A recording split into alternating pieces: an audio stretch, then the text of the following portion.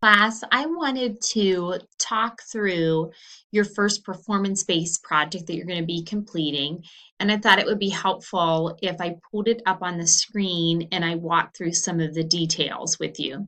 So your first performance-based project involves you creating an interdisciplinary project that is based on one of the three approaches that are discussed on pages 102 to 109 of your textbook, the exemplary middle school. Now, I have also summarized them below and I've issued a challenge for you.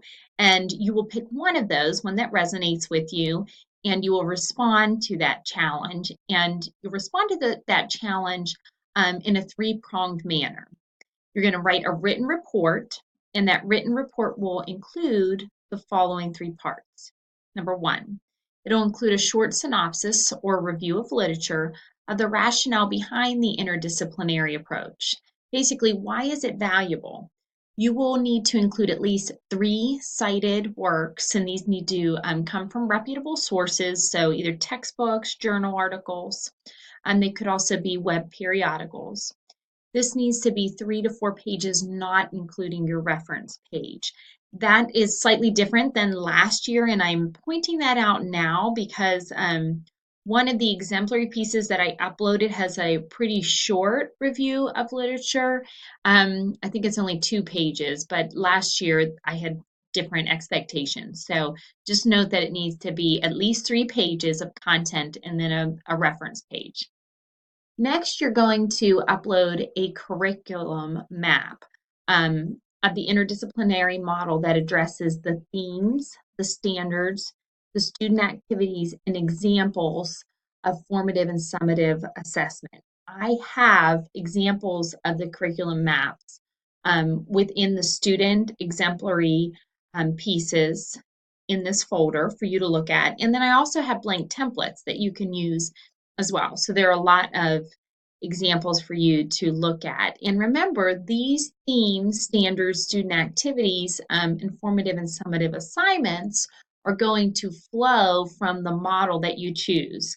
And those models can either be the real life scenario thematic model that is mirrored in the Richmond Heights Middle School that's described in your text.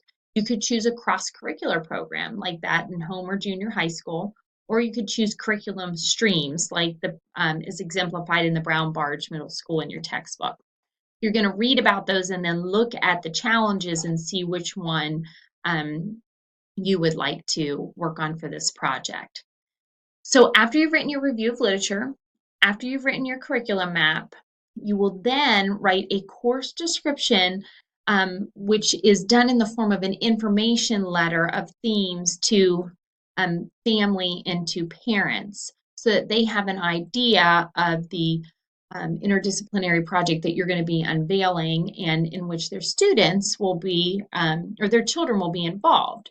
You'll also want to explain the faculty expectations and the student learning outcomes in this letter. You just wanted to be very transparent so family and parents know what their child will be working on.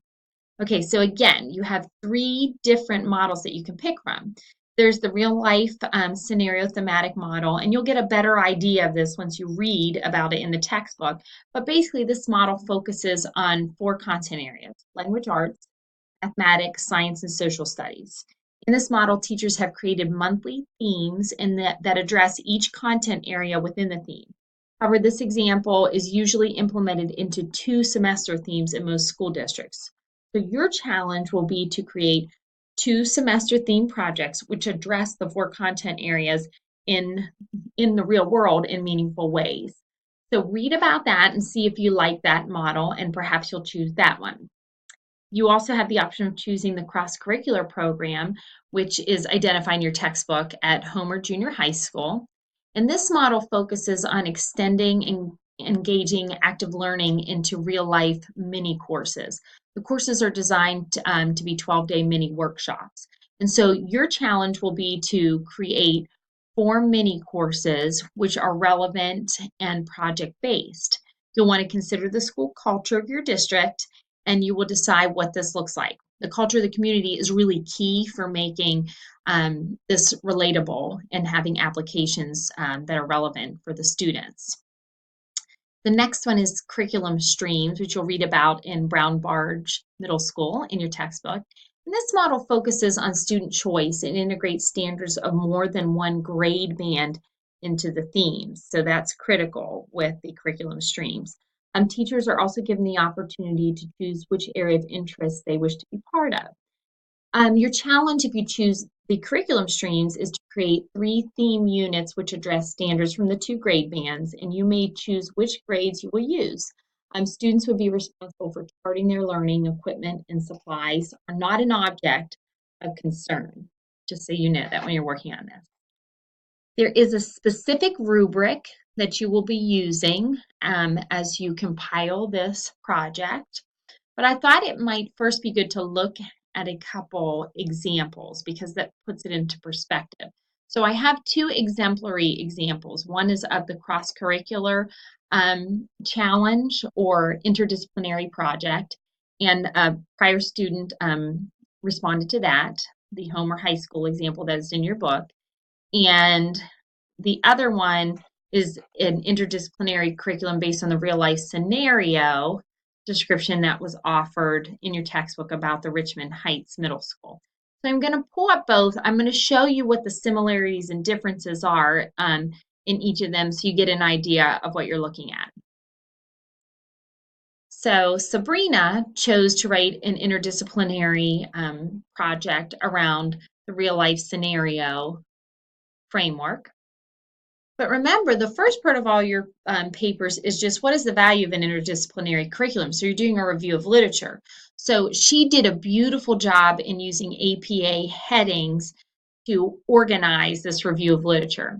She presented a brief overview of the interdisciplinary curriculum, history of it and how it developed, the benefits of an interdisciplinary curriculum, and then a conclusion. And then she has her work cited. Since she chose the real life interdisciplinary curriculum, she then goes into detail about that, what each of her units are going to be and how the different content areas are involved. And she describes both the student and teacher expectations. Then she shows her curriculum map.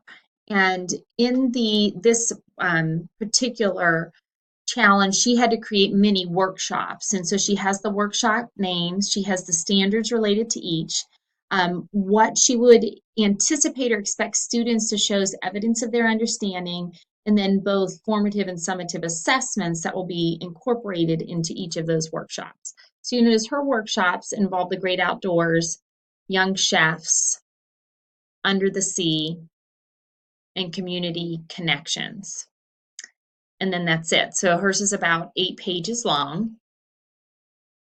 And when you read her letter, you will see that she talks about an opportunity to participate in one of 4 12-day thematic mini courses and how these all relate to real life skills in fun, engaging ways.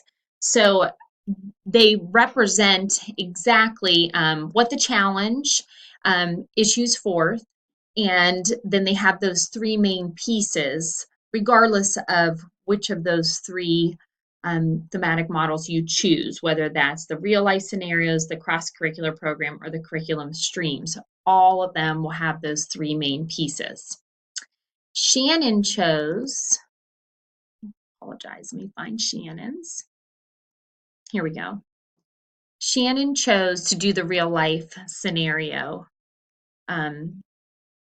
topic. And as I mentioned, her review of literature is a little bit shorter because the expectations were different. But again, she reviews the underpinning value and some of the history behind the interdisciplinary curriculum in middle school and its value and benefits. And then next, after her references, she has her letter, and she talks about what the expectations are for her real life scenario interdisciplinary curriculum, which her theme focuses on time to get cooking. Now, this is the one where she has the 4 different content areas of language, art, mathematics, science, and social studies. And she specifically talks about the standards that this interdisciplinary curriculum will focus on in each of those content areas. And then she has her evidence of understanding and her formative assessment and summative assessment. It's just a little different because in Sabrina's, she had her workshops and then the standards that were associated with each, and then the evidence of understanding, formative assessment, and summative assessment. Whereas in this one, they're organized by content area. So there's slight differences between each of the interdisciplinary curriculums that you're going to design. However, all of them have those three main parts. They have review of literature that really addresses the value of an interdisciplinary curriculum. And then they have the parent letter, which has a very thorough explanation of what the students will be studying, what the teacher expectations are, what the student outcomes will be. And then they have that very specific curriculum map that is based on either the content areas or the workshop names or whatever it is that's identified in the challenge that's ushered underneath each of those different approaches. I do not have an exemplary example of a curriculum stream example, but maybe you can be one of the first students to hand one in. So I'm excited about that potential. There is a rubric that I would very much encourage you to consult and look at thoroughly and email me if you have any questions about it. I'm going to pull it up here. And again, it just goes through all of the elements and what the expectations are, that you need that review of literature. You need that curriculum map that has those specific elements. You need an information letter sent to parents. You need a reference page. There's a repeat here of the challenges under each of those different topics that you can choose from. And then there is a scoring rubric, and this rubric is divided into sections, but it follows the whole project through. So it talks about the elements that should be included in your review of literature, and those align with standards from the American Middle Level Educator Association. So I'm tying them to those standards for two reasons. One, if any of you are being certified at the middle level educator level, then you are compiling a capstone portfolio right now, and this will be a wonderful artifact for you to include there. But also, I submit this assessment for our accreditation, and it really shows that we have a reputable and rigorous program where our pre-service teachers are meeting these needed standards. So as you're looking through this rubric, you'll see that it has specifications for what should be included in your review of literature first, and that's measured against standard 1. And then standard 2, when you're writing your curriculum map, there's going to be specifications there about coming up with goals and activities that are standards aligned and meaningful, challenging, and interdisciplinary in nature.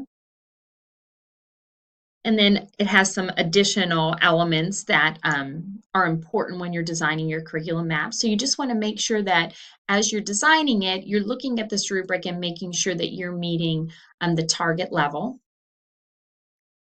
And the curriculum map expectations extend down through standard 4 as well. And then standard 4 also incorporates those formative and summative assessments, which you will be including. And you'll notice that the most important thing is that those assessments are aligned to the standards and to the learning goals and instructional activities. They're seamless. They all relate.